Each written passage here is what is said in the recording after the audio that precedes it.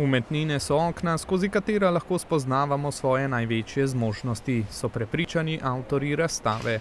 Skupaj se jih je predstavilo 9.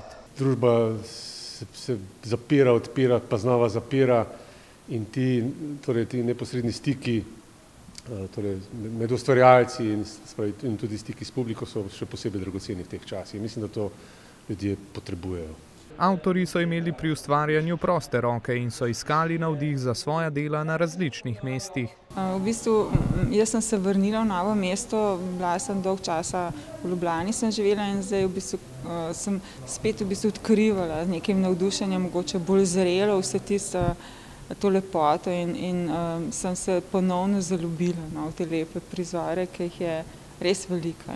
Sama epidemija je imela na umetnike različen vpliv. Nekatere to prizadene bolj, nekatere manj, nekateri so znova našli nek mir, ki so imeli več časa, tako da to so čisto različne zgodbe. Se mi pa zdi, da tudi umetniki potrebujejo take projekte, da se znova predstavijo in da znova pridejo v stik s publiko.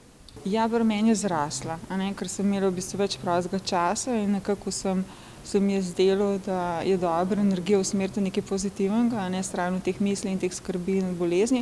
Tudi s tovrstnimi projekti Društvo likovnih umetnikov Dolenjske udejanja svoje poslanstvo v praksi. Združevanje umetnikov, ki poskušajo na tem lokalnem in tudi širšem področju speljati neko zgodbo, predstavljati kvalitetne avtorje in nekako graditi zgodbo o likovni umetnosti in poskušati iti tudi v širši prostor.